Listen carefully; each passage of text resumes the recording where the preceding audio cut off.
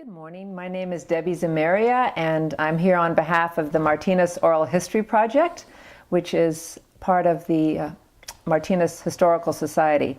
I'm here today with Dunstan Granshaw, who in his lovely home at 648 Skyline, Martinez.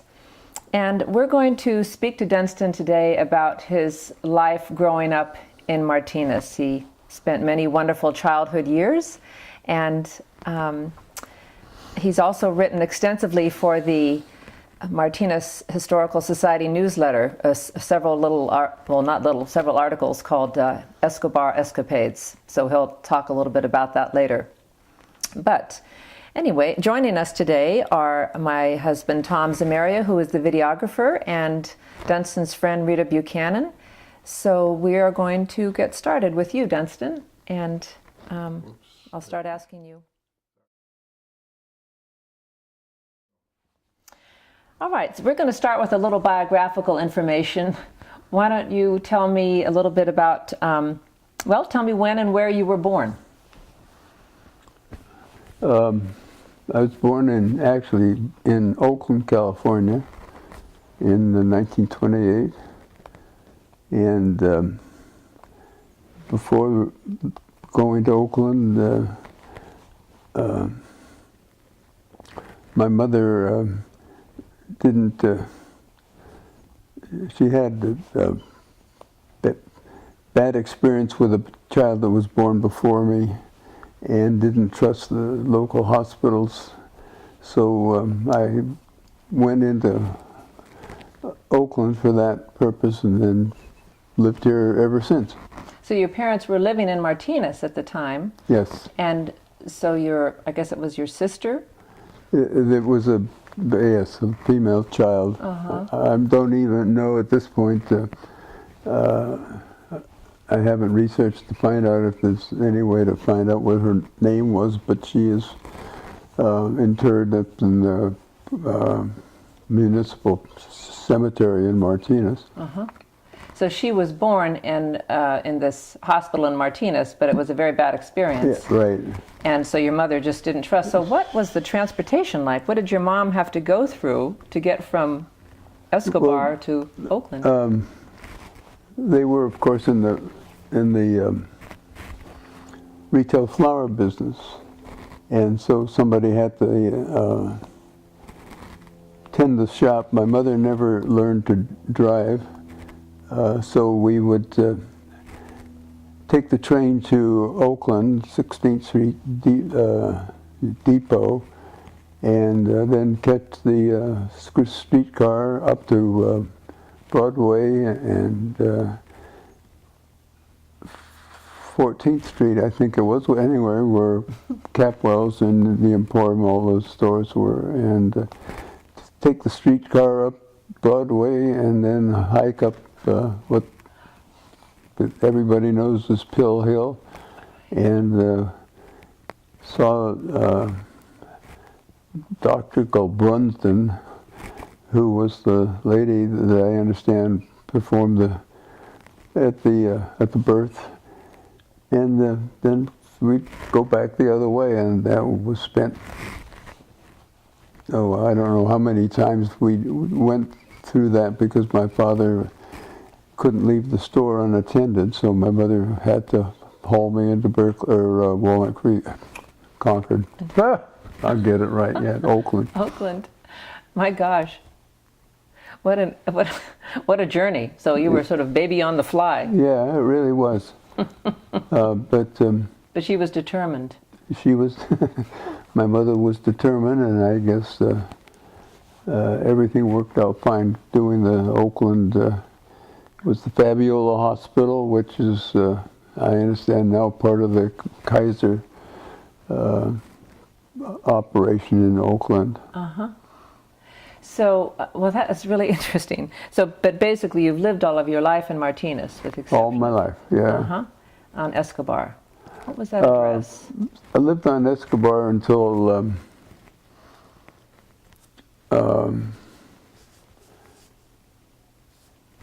I was married and divorced, but between the time I got married and We moved around a lot. I had 4 children, Mark, Jody, Tracy, and Mara, and we just, as the family grew, we kept moving from one house to another, and always lived in Martinez, and always worked in Martinez. Well, let's talk a little bit about your parents. I know you remember them very fondly and have some wonderful childhood memories. They didn't meet in England. They were both from England, though. As the best I can reconstruct the story, that both my mother's parents and my father's parents were, and their mothers and fathers were converted to the Mormon religion, and in England, and separately migrated to, or were moved to Salt Lake City through Canada, and ended up in Salt Lake City, where some of my mother's, or my uncles had moved to Salt Lake City, and they all sort of ended up there. My mother and father knew of each other in England, but that was just kind of casually. So anyway, they came to my parents came to this country, and my father worked for a nurseryman in Ogden, delivered the product for the nursery with a horse and wagon, and it was always interesting to me and to him while he was alive to go from horse and wagon to be able to see somebody walk on the moon. That was quite a span. Yes, that is amazing. I can't imagine what that must have been like. We often talked about him and that situation, and then have him live to see people walking on the moon. It was quite a lifespan. But anyway. So your mother and father knew one another peripherally back in England, or? They either knew each other or of each other, because there weren't that many people of that getting being converts to the church. I do have a Bible that was signed by all of the people in the study group,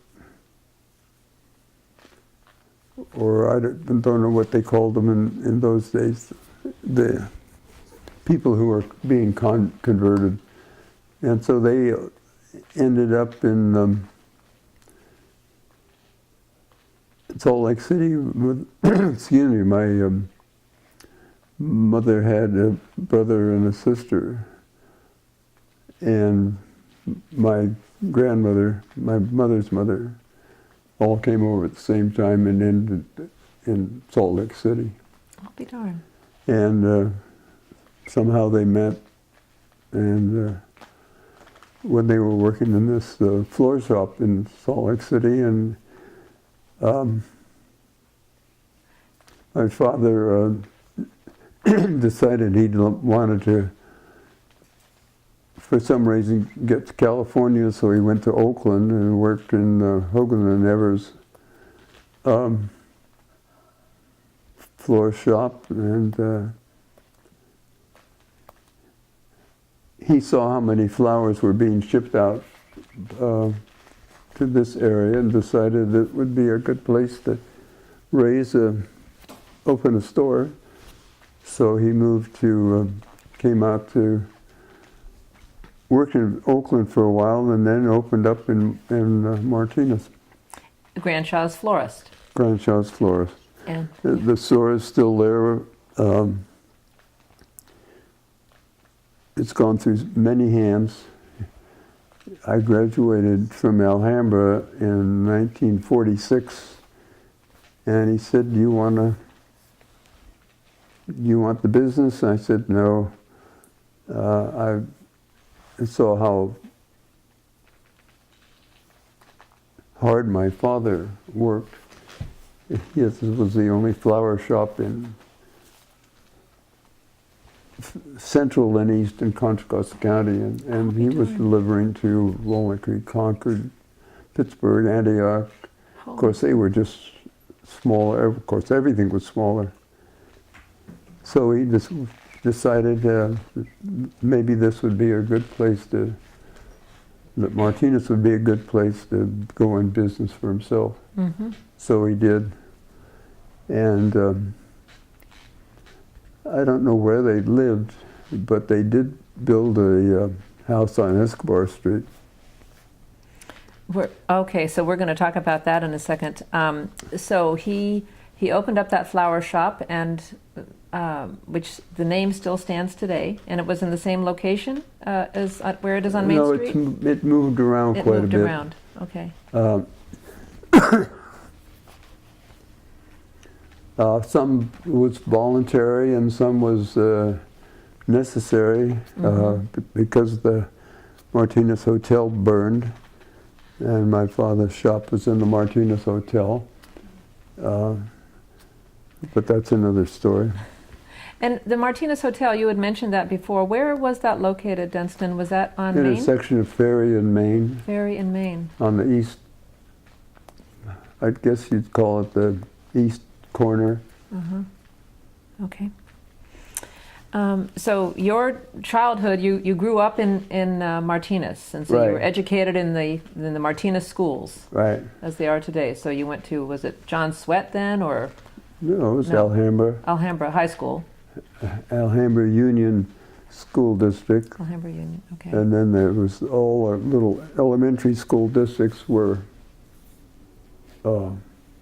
separate in those days, and they then finally got consolidated into a unified school district, but that was well down the line. So you graduated from Alhambra High School. You were, well, I don't think they were called Bulldogs then. You were maybe a Cougar or something, but in 1946. 1946, and that was the Civil War erupted between Antioch and Alhambra because they had the same colors, and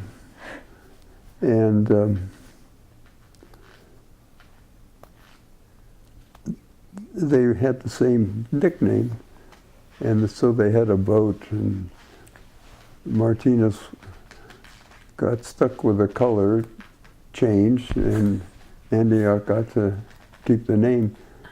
So in your high school years, that was when the war was, World War II yeah. was on. Okay. What was that like in Martinez? Did that affect your family very much? Was there rationing? Was there... well, it was the rationing that everybody in the country suffered through. I can remember, well, toothpaste, you brought your old tube down to get a new tube of toothpaste because they wanted they were made out of lead in those days. And where would you bring that? Some scrap place, or? Oh, you'd go take your dead tube of toothpaste and go to the druggist and I'll be darned. pay for it and get a new tube. Okay, reuse. To answer your question, Martinez had, well, it had the arsenal across in Benicia. It had oil refineries. There was a machine shop on Court Street that made 75 millimeter howitzers. There were there were anti-aircraft guns and searchlights surrounding Martinez. Not that they were protecting the Martinez, but they were protecting the railroad bridge that runs from Martinez to Benicia. And that was, after the war broke out, everybody was afraid that the enemy was going to do the same thing to the West Coast. So we had, there on the Susanna Street building, it's the administration building, I think now, on Susanna Street, and across from that, where I went to kindergarten. They had barracks for the soldiers who were stationed all the way around the area. They had anti-aircraft guns on both ends of the bridge. They had our side and Benicia's side, and they had searchlights basically out in this area out here. And we had the Ground Observer Corps, which I wrote a story for the museum bulletin. Would you mind speaking a little bit about that? Because I bet there's a lot of people that weren't aware of what that involved. And so you were a high school student, right? Yeah, it was a story I had written for the museum, but yes, it was, we were recruited from the ranks of the Boy Scouts to join the Ground Observer Corps, which was the predecessor of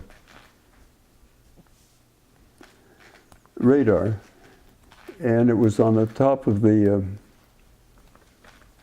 courthouse in the cupola that's since been destroyed or removed, demolished.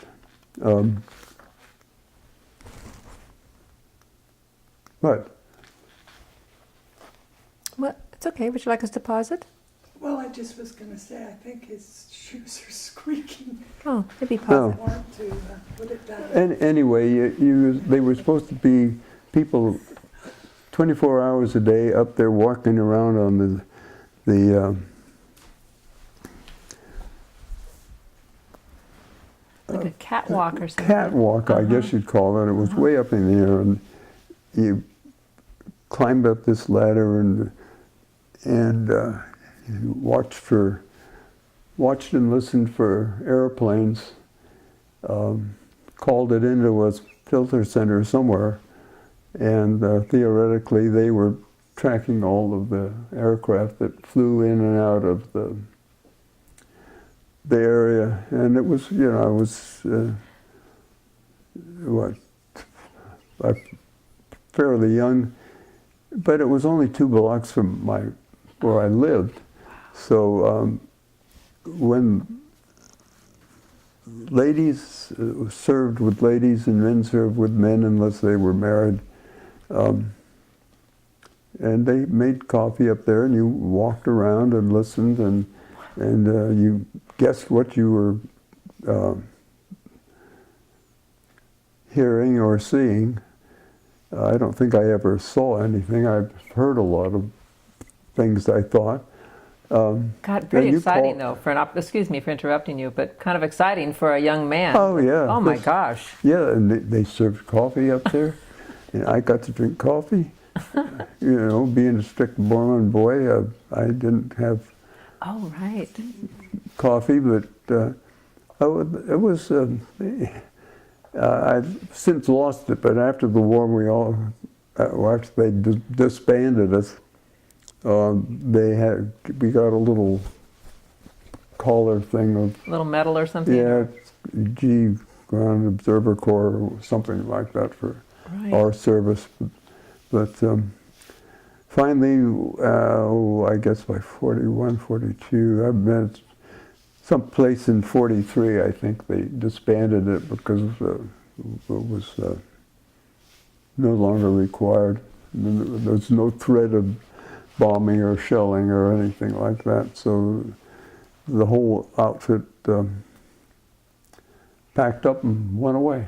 Gosh. And then, of course, in terms of World War II, you had the trains that were always coming through with the troops. Oh, right? yeah. And stopping at the canteen. They had a canteen there, what do they call them, the USO? Anyway, they're right there next to the depot. They had a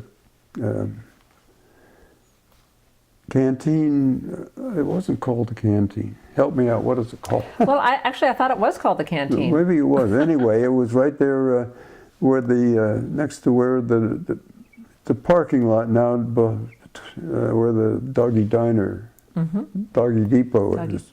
Hot Dog Depot, I think. Yeah, Hot Dog Depot, I'll get it right, yeah. Martinez was a junction for troops leaving or being reassigned. You had they had the rail line that came out of Oakland, and it bifurcated in Martinez. It went to Ogden this way, and it went to Los Angeles that way. So a lot of people, a lot of service people were transferring from one train to another. That's why the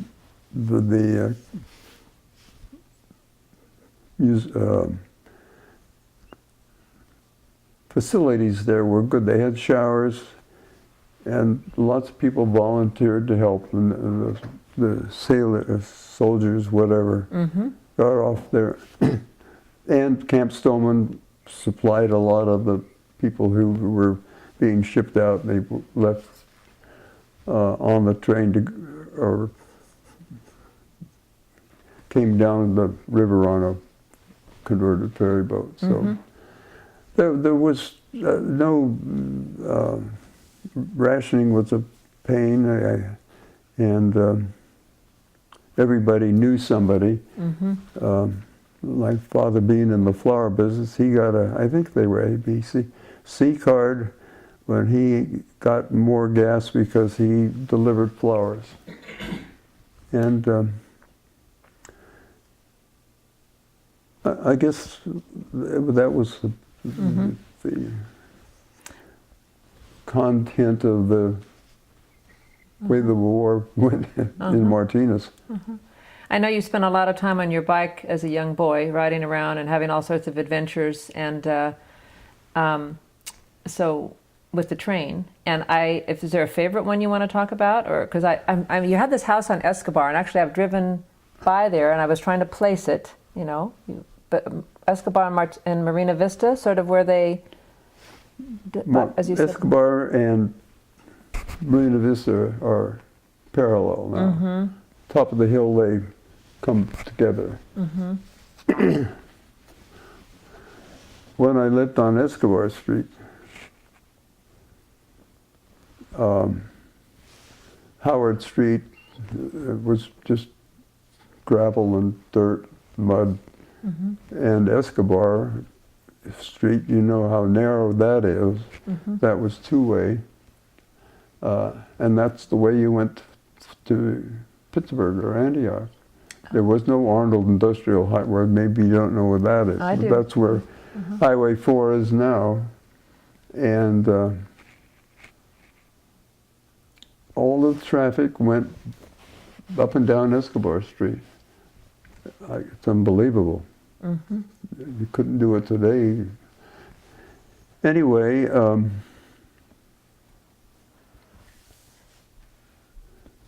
Martinez was very, they lost their share of people, and my contribution, besides collecting newspapers for the Boy Scouts and tin cans, and that was for a different purpose. It was the same thing as we're doing now.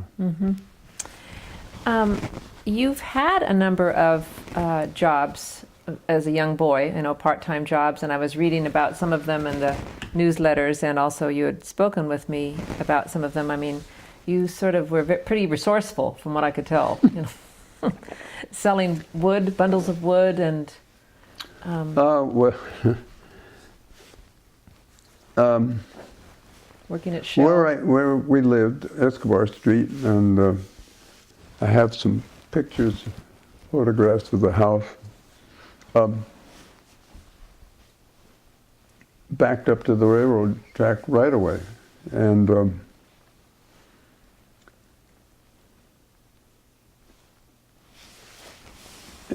oh boy, you have to go back. Gasoline during the war was shipped out in bulk, and it was also shipped out in drums because gasoline is lighter than water, and on the Pacific atolls they could float gas ashore in these atolls where you couldn't get a ship in to unload. So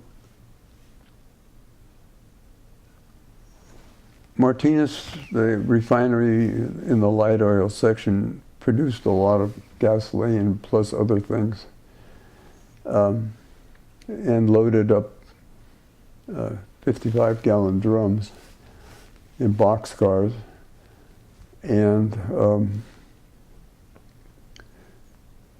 to maximize the available transportation, they would double deck the drums and load one level of drums, and then they pile this scrap. They called it dunnage. It was just the bottom of the list as far as quality of lumber goes, and they made a half-ass floor, and they had a second layer of drums that went into there.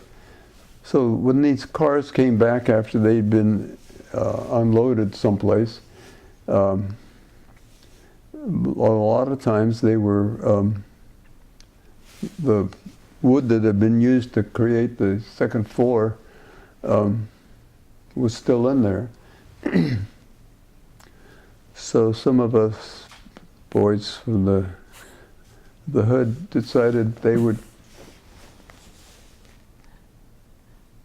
salvage that, and that's what we did, and went into quite some detail at the museum bulletin about how we collected it and sold it, and bundled it, and what it was.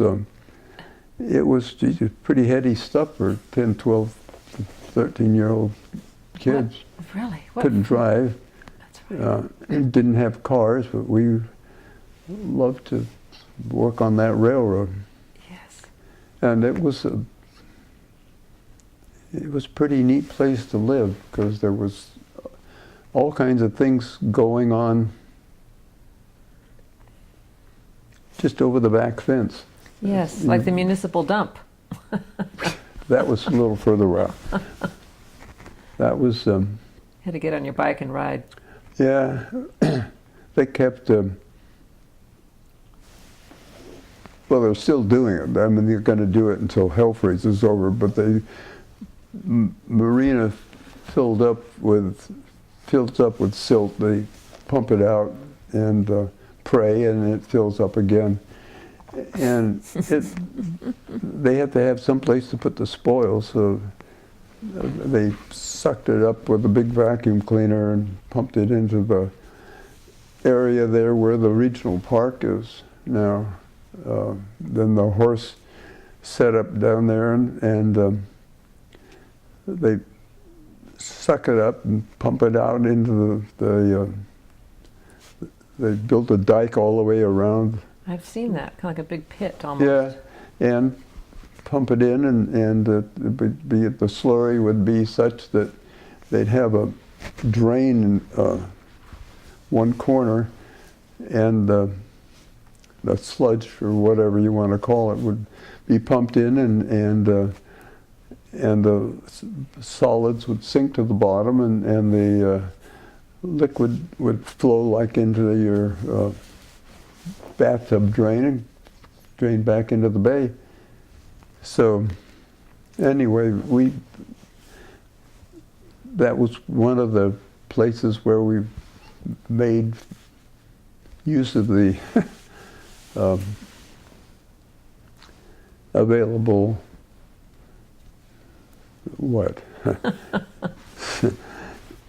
areas where we played. I mean, there wasn't any television, and the 15-minute radio stations didn't come on 5 days a week. You know, Little Orphan Annie and Don Winslow of the Coast Guard, and Terry and the Pirates. About 2 hours every afternoon, there was all these adventure stories. Programs on the radio. Yeah. Oh, my. And So did you make it a point to go and like hurry home from what you were doing and listen to those, or? it depended, you know, what crisis they were in. It was if Terry was really uptight with the Pirates. You know, this is all radio. You know. Yes. And it was a hard choice to make, whether to run home and find out what had the Red Ryder and Lone Ranger. Lone Ranger was on for half an hour. He was a pretty tough dude. What are we doing? Making a movie now of That's the Lone Ranger. And a lot of people don't know who he is. What goes around comes around. That's exactly right. Were you the only family that had a radio and people would come over to your house, or did most families of the kids that you hung out with have radios? I think every house had a radio. Uh-huh. Okay. We had a Philco.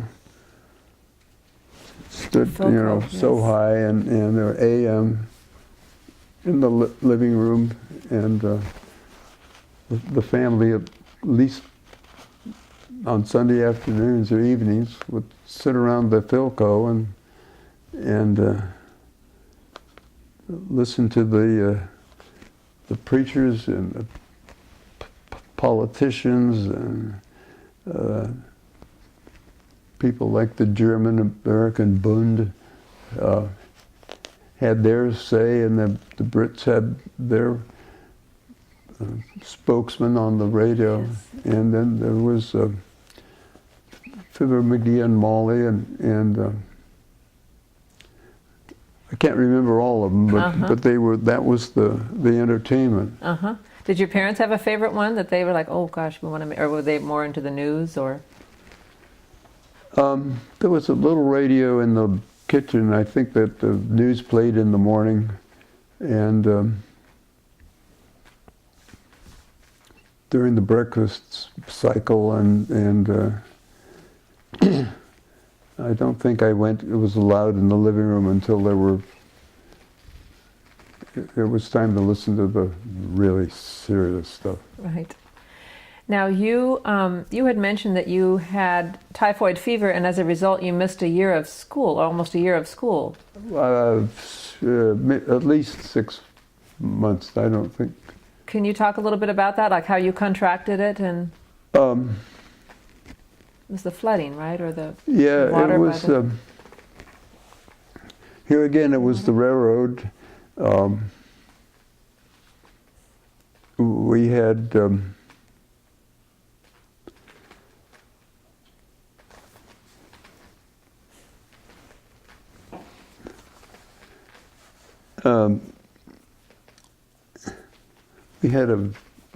we were up high. You could see the railroad tracks down below, and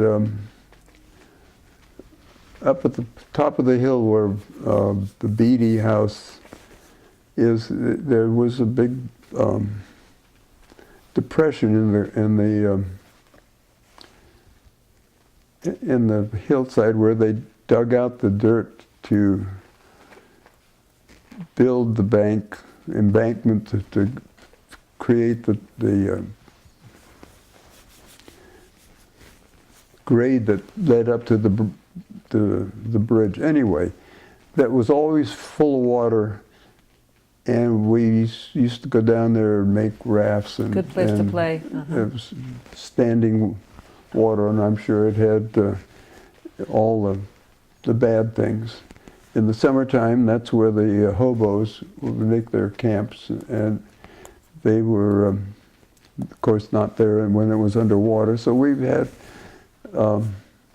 we made our rafts and floated around, and I think that's where the typhoid fever came. You were 4th or 5th grade, something like that, or around that general time. Is that about how old you were when you contracted that? I was, I'm terrible about dates, but I think it was the year that they taught people how to write and spell, and I missed that, and so it was about the 4th grade, I think. Okay. So there you are, you're sick in bed, and you weren't in the hospital, you stayed at home, and your mom? Stayed at home, mother stayed took in care of bed, and that's really a very small house. It's a 2-bedroom, 1-bath house. And my folks had the big bedroom in the back, and so they moved beds around, and I got my bed was by the window, so I could watch and see what was going on, and the Foley and Burke's Carnival came around, and then Tom Mick's Western show came through town, and I was stuck in bed with this fever. So, but you could see basically what is the marina, right? And the train coming by, that's where you were looking at? Right, yeah. So you saw all of that? Yeah, it was all out there. And did you tell me that you had made some sort of a chart of when the trains came by, or is that when you sort of developed your love and all of your knowledge of trains? Was when you were at home sick in bed, or was that? No, I think I just took trains for granted. The only time I really noticed the trains was right after the war, when the ended, were the regulations about who could get a raise and who couldn't. The railroad workers, I guess, decided it was time to catch up, so they went on strike, and there was no railroad.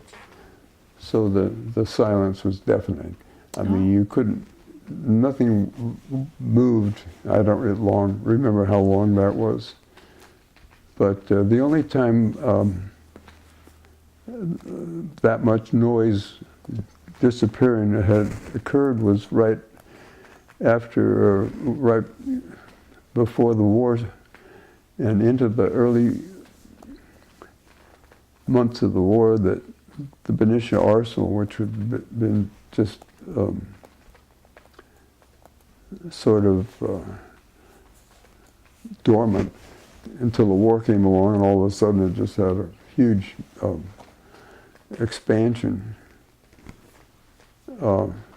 They decided, and the pier, they had a pier, a dock, and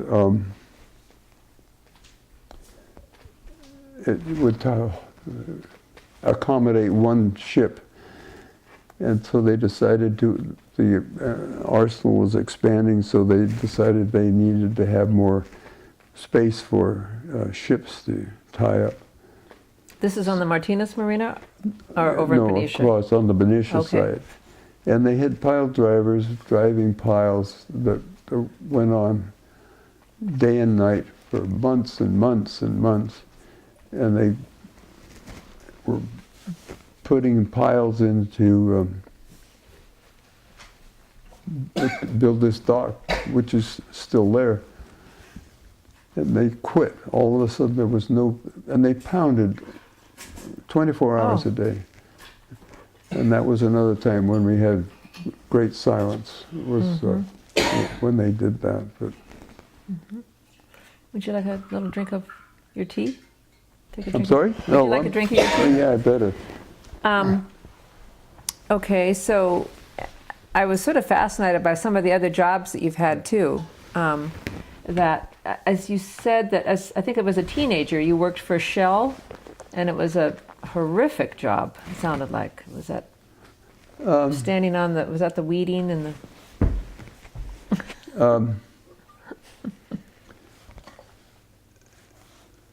the oil refineries basically went on war footing, and they were needed people to fill the menial jobs made vacated because of people going on to better jobs during the war, getting drafted, whatever. And you could get a job like weekends and summertime during when school wasn't in session. And that was pretty neat, because the oil companies, everything was cost plus, you know, it didn't matter what you spent whether you needed employees or not. If there was some available, you hired them just in case you did. Mm-hmm. And so I went to work, or my father got me a job out there. I think I was 14, but I was tall. You know, take anybody that was, you know, made it to the employment office. But they paid $7.21 a day. wow. That was the pay, 6 days a week. And that's more money than I'd ever seen before. Mm-hmm. So you have to work 6 days a week. And This is summertime now, right? This is well, Or- some of the jobs went on during school time. I mean, the athletes did their thing, and then people got jobs out there in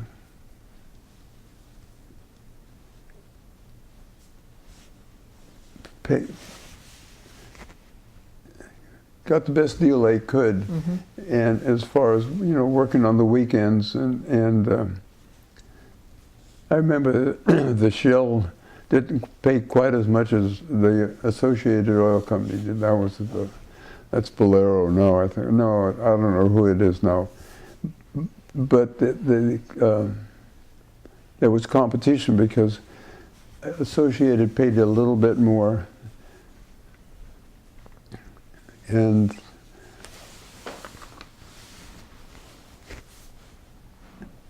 that was the best job you could get. And after you'd worked there, you got promoted to a job, BBPH, barrel package, BPH. Anyways, 4 letters. That paid $8.28 a day. That was $1. Ooh. Anyway, yes, I worked at the Shell and part-time when school was in session, and then full-time during the summer. so they had you basically clearing the hillside around some of the tanks? Is that Well, what it that was or- sort of what do we do with these people that we've just hired? There's no job for them, but we've got to keep them. Just tack it on to the government, the bill to the government. But there was no insecticides, so all of the big tanks out at Shell had revetments around them, which would contain the oil if it had a leak, or if they blew up, which they did every once in a while. And these had to have the weeds cut down, or at least that's what they did. They poured little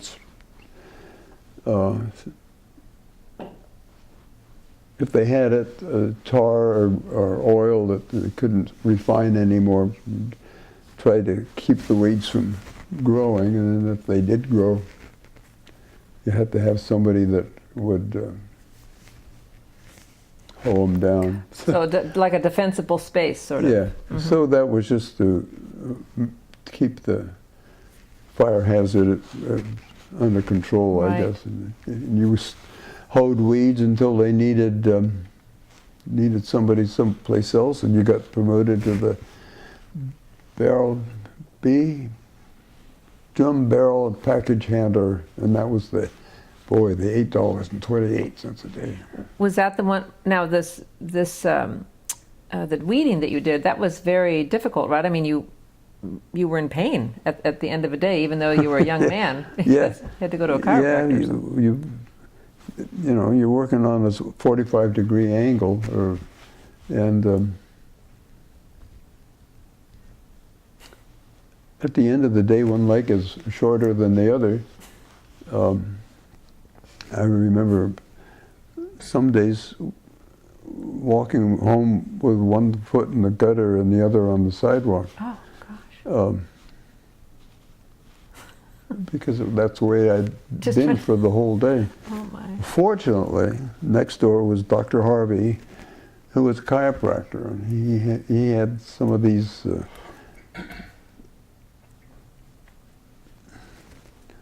quack devices to cure everything. And you know, you hold one thing in one hand and one in the other, feel this buzzing, and that takes care of everything. Oh, interesting. My mother sent me over to, you know, I had a cold or a hangnail or whatever, go see Dr. Harvey next door. But anyway, so after the war, I had to get had to go to work for PG&E for summer work, and that was, they used to have a steam generating plant out on Shell Avenue, right there where Pacheco is. And they had a deal with Shell that Shell had excess, they had refining units that got every bit of use out of the oil. You know, they have cracking towers, and the higher you get, the better the octane. And what's left is, you know, it hardly flows. They gunk. put that through the Dubs refiners. But anyway, when Shell needed steam, here's the PG&E next door were generating, you know, a lot of steam. And after it had been run the turbines, the generators, they pumped it over to, in big pipes, pumped it over to Shell, who used it in their refinery. Amazing. And So- what was so you had a job doing something there? Yeah, what they hired us for was to, they turned off the, shut a fire furnace off, and there was coils of pipe inside the furnace, and that got heated by the oil that the Shell shipped over to them. But it was so bad that it just caked on the pipes inside the furnace. So we were sent in. If you wanted the job, you were sent in, and the furnaces never did really cool down, but they were, you know, I think they let them cool for a week before they sent us in, and that was with a chipping gun and scaffolding. We built scaffolding in there so you could chip the accumulation of Just gunk. Just gunk on the pipes, because it was prohibiting the heat from getting to the steam, the water. So anyway, So that was your job. So you That go was in the there, you're job, in and this you were- hot thing, or it's Yeah, you- somewhat cooled down. and they gave you a hat, I guess you'd call it, to wear that just had regular old compressed air. It wasn't treated or anything. It was just so you didn't die on the job, I guess. And but you couldn't help but breathe in some of the stuff. This air was theoretically to give you clean air to inhale. Mm-hmm. And to this day, I've got a patch of asbestos in my lungs, and that hasn't killed me yet. So I guess it's not going to. Anyway, that was kind of a neat job because they had one crew that did this, and we showed up every morning at the steam plant in Martinez, and we either worked there or we went to Rodeo, where they hauled us to Rodeo, where they had another steam plant, or there was one in God, I can't remember where the other one is. Anyway, So that was one that of was my boy. work experience, besides working for my dad when I was old enough to drive. I delivered flowers for him. And you delivered some night letters for him too, Oh. correct?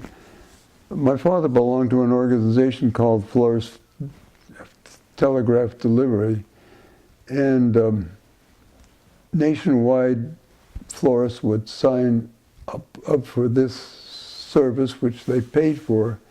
And it was kind of a clearinghouse. If somebody came into the store and said, my uncle died in Podunk, I want a nice floral arrangement. So they my dad look at the catalog and say, okay, I'll have this and this, and that's so much to connect the money. And then, pardon me, Help yourself to some tea. at the end of the day, he'd have this stack of orders for all around the country, hopefully, and he'd type them up, and the way they got transmitted was by Western Union night letter, which was done in the depot, and I got my job for a quarter or whatever was to take these letters, night letters, which were typed up on a regular telegram form, take them down to the SP depot, and the night. In those days, nothing was electronic; everything was mechanical, and railroad orders from the dispatcher to the engineer were handwritten or typewriter written, and anyway, they had operators all night long, and so these telegrams turned out to were called night letters, and they were the way that people in Martinez ordered flowers anywhere they For had people, an FTD florist. So my job was to take telegrams down and leave them with the night operator, who most of the night didn't have anything to do. But Martinez being a junction, they needed somebody there to pass the orders up to. So that was another thing. And then after that, I learned to drive. I delivered flowers. You were not idle. Yeah. And getting back to an earlier question, I didn't want the florist business was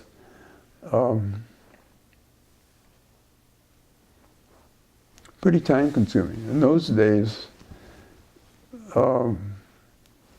every occasion required flowers. If somebody died, you got a funeral, you had, you know, how important the people were based on the number of flowers you have made. My father built crosses and sprays, and they all had to be delivered to the mortuary. So I delivered flowers to mortuaries. But every event had flowers. If somebody had a birthday, they sent flowers. And weddings, funerals, graduations, all required flowers. Now it's send the money to your favorite charity, or a gift card or something. yeah, Yes. yeah, yeah. No, but it changed. It was too much work, and I decided I wanted to get paid by somebody else. But my father was very successful financially in the flower business. And he had quite a role in this floral group, right? Of the had. There was a Bay Area, I guess. I don't know too much about it. A Bay Area group of the FTD, and they met once a month, or no, probably once every 6 months or so. And he turned out to be a vice president of a Bay Area group or something like that. But So this was all before college, and you graduated from Berkeley, correct? yeah, class of 1950. 1950. Okay, so, and can you talk a little bit about that? I think you had wanted, you were an engineer? No, you wanted to be an engineer. Yeah, I wanted to be an engineer, but I discovered that mathematics and I are not comparable or comfortable together. So I switched to business, and then I was going to be a teacher. And then I got married and had to get a job, and ended up working at the junior college in the building that's now the museum. Okay, so that was a little interlude, a little interlude there. Anyway, we started to talk about your position working with the junior college. Yeah, I was fortunate enough to get a job working in the business end of the junior college district, not with the either of the colleges at that time, DVC or Contra Costa and San Pablo, but it started off in the accounting department, and then just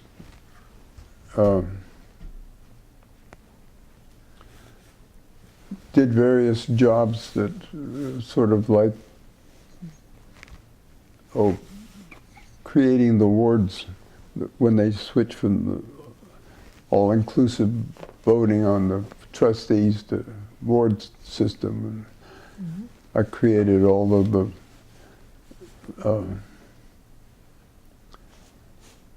original boundaries, and it was an interesting job because I didn't have a really routine job. I could end up having to deliver the minutes of the board to the board members, and you know, a lot of driving around. That was pretty neat, you know, driving, getting paid for it and all that kind of stuff. But I stayed there until I got to the place where I couldn't go any further, and then went to work for Jim Busby, who had Security Owners Corporation, and stayed there until the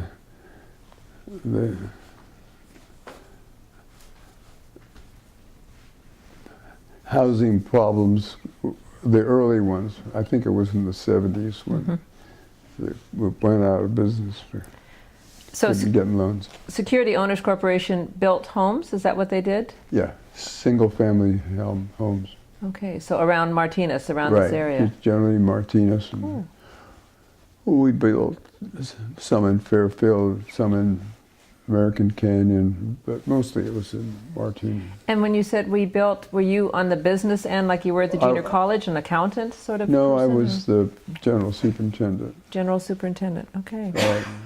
Scheduled from the beginning to, and then I did do all the contract work, you know, with the lumber companies and the concrete companies, like that. I would imagine that maybe with your history and your knowledge of all of the trains and everything that you had watched in growing up, did that come into play at all and help at all? That resourcefulness. It was, the junior college had 2 buildings, and one of them is, both of them had windows that looked out on the track. So when I first went to work there, they were all steam engines. And then they switched over to the diesels, and then we had the city of San Francisco, and those came by. I think they sailed. That was what how they described their departure.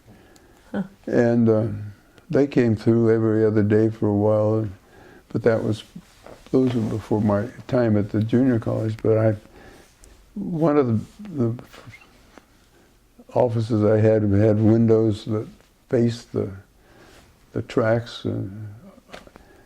Then they bought the building next door, and the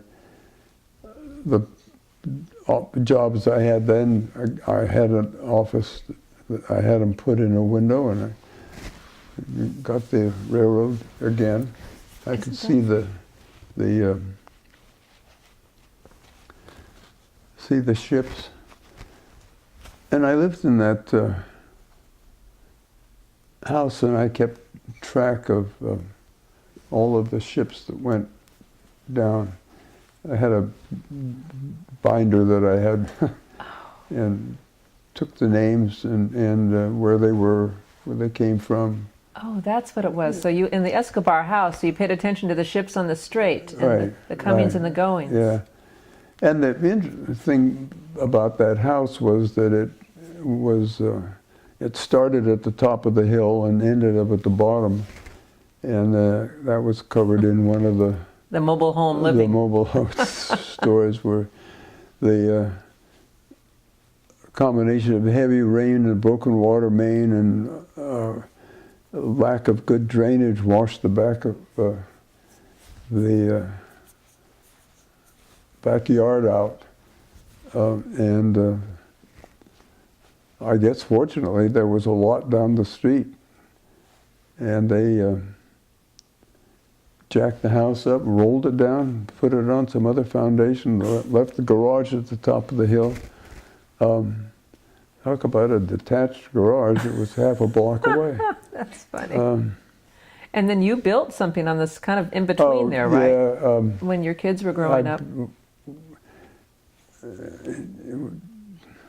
Was living in the house and decided I'd do some additions, so I built several decks and made it, tried to make it as close to the original as I could remember.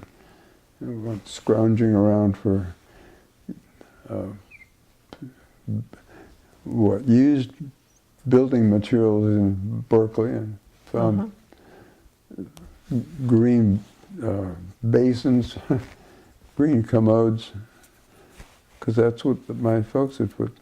I'll be darned. Oh. Anyway, and that, that house had views that wouldn't quit. You could see in the steam age, the trains coming around the bend from where the Martinez Bridge is, and you could see them coming around the smoke, and you knew that in X number of minutes that the train was coming by. On the other side of the river, you could see underneath the railroad bridge and over towards where Travis Air Base is, and if there was a train coming there, you could see the smoke coming out of the engine when the train was still on its way to the Benicia Bridge. My gosh. So your life has just been surrounded. You have been surrounded by trains. So that Well, yeah, that was the core. But we had the spoils basins where we went down and built forts and threw mud balls at each other. We had the ice house with the shaved ice which we used.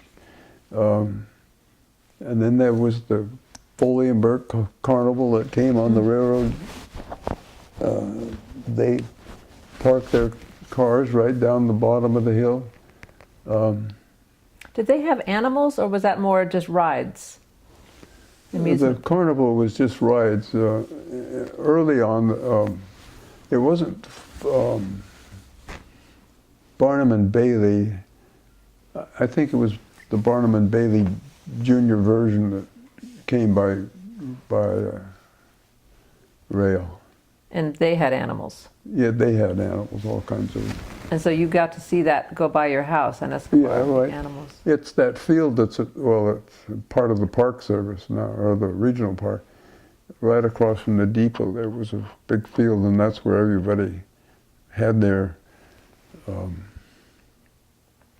amusement things. Like when they had they used to have fiestas.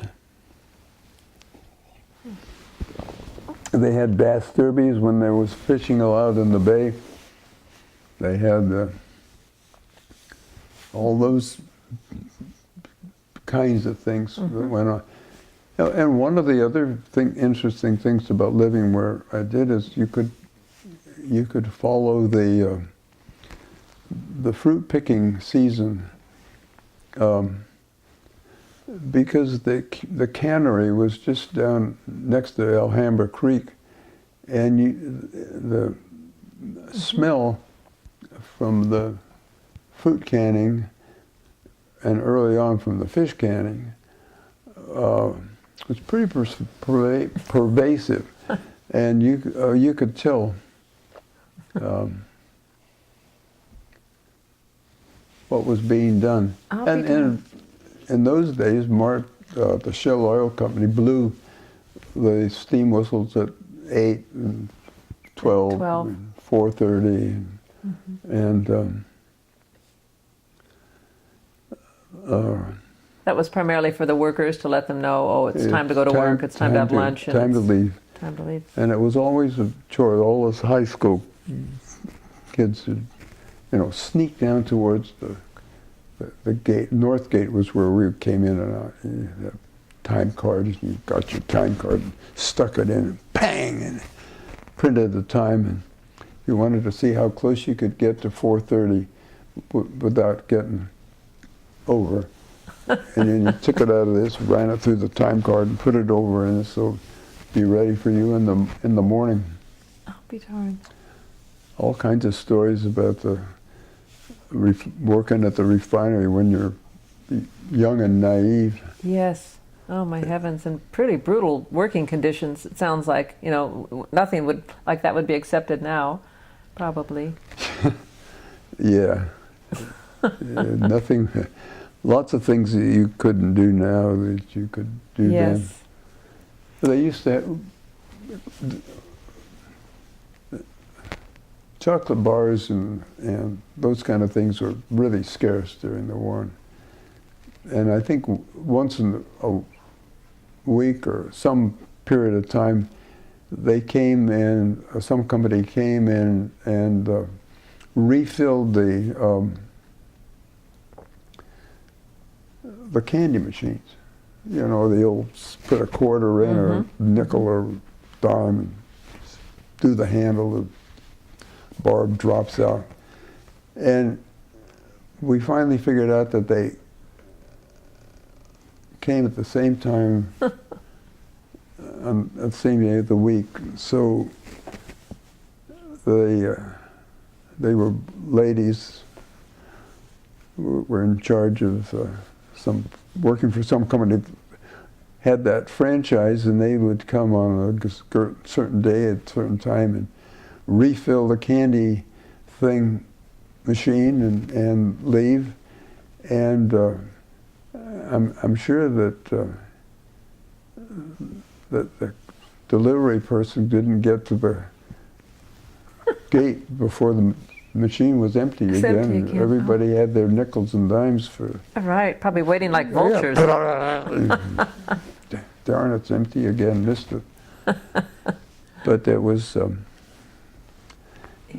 experience. Every place I worked was something different, And which made life interesting. yes, yes, it does. And you raised 4 children, is that correct? 4 children, right? Okay. A boy and 3 girls. And now you're in this beautiful home here up on Skyline. And did you design part of? And it's called Phoenix House, and because you had told me it had burned down at some point. Yeah, correct? it burned down. Yeah, Rita and I were looking for a place to share, and the predecessor of this house came on the market, and we had a rather extensive list of things that had to be in the house, and this had all of them. And so we moved in and lived here. And then, unfortunately, the house burned due to some defective wiring in the garage door opener. Rita was in Arizona at the time, and I was on a sojourn with the Martinez Museum. So nobody was here, and to shorten the story, the house was destroyed, burned down, and we were able to rebuild the house that we have now. And Rita modified the design, so were longer. We couldn't go wider because of the zoning, but we could go back and forth, which we did front and back. And so we have a super house with a super view, and outside of having lost all our personal things, including heirlooms and all everything. Yes. And our cherished cat, but it's a very nice house. And it's in Martinez. Yeah, yeah, it's in Martinez, and it's.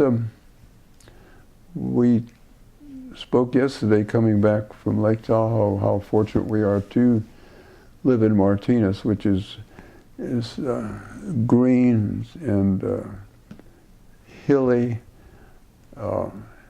lots of vegetation.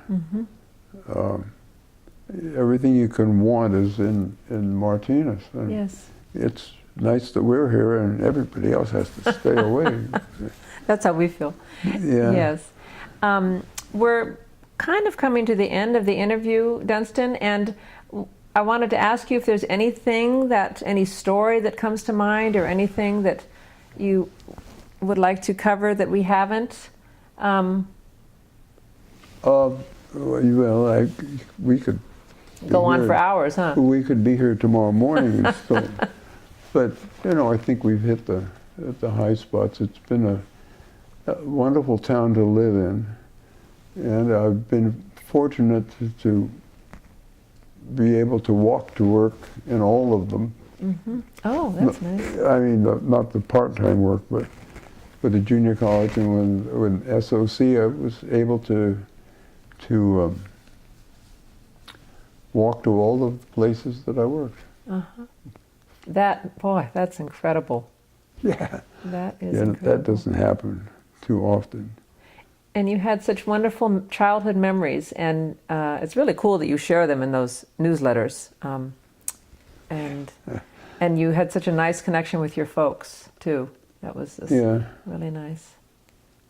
I was very fortunate. I had parents who were very indulgent. Were you spoiled? Thank you.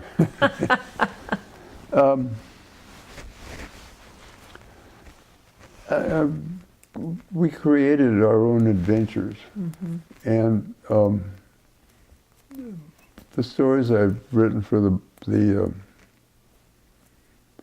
Bulletin are more or less right on the money. I don't think I've embellished them. But when you start writing it, it seems like, gee whiz, I did that and I did this, and I guess it was a good town to do those kind of things in. And it was, I would hate to be raising high school age kids these days. But there wasn't any what you'd call racial problems in those days. There was everybody was you either from Martinez or Portugal or Italy. That's funny. Yeah. So it's been a nice place to live in. Nice place to raise children, a nice place for you to grow up. Just Yeah. yes. And the era that I grew up in was tolerant enough that you could get away with stuff. You know, we weren't protecting ourselves from ourselves. Okay, well, I want to thank you again for taking this time, Dunstan. I can't wait for this to be on the website, and so that, you know, you'll go viral. Oh dear.